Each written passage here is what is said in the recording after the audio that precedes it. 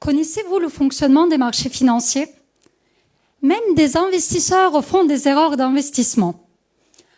En Europe, il y a une directive qui s'appelle MiFID. Elle a pour objectif de protéger les investisseurs selon leur degré de connaissance financière. Plus précisément, cette directive exige de la part des établissements financiers d'administrer à leurs clients un questionnaire appelé le questionnaire MiFID, afin de leur donner des conseils et proposer des produits financiers adaptés à leur situation. Vous savez, lorsqu'on va à la banque pour souscrire un nouveau produit financier ou pour ouvrir un compte, on nous demande à chaque fois de remplir un questionnaire. Dans ce questionnaire, nous avons des questions qui portent sur notre âge, notre revenu, notre catégorie socio-professionnelle, etc. Puis, nous avons des questions qui portent sur les attributs subjectifs. Par exemple, êtes-vous tolérant au risque? Êtes-vous sensible aux pertes?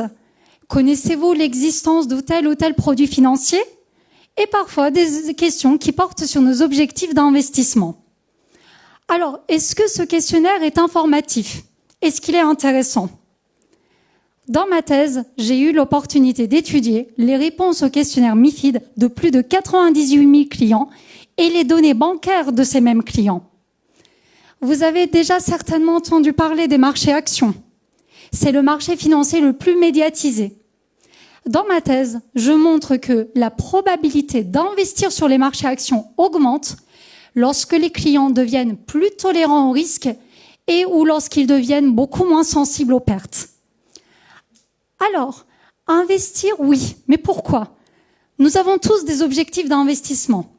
Par exemple, préparer notre retraite, préparer un projet immobilier, valoriser notre capital.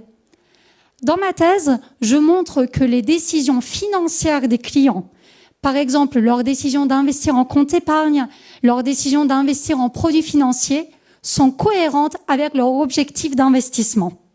Par conséquent, je montre que le questionnaire répond aux exigences de la directive MiFID en matière de profilage des clients.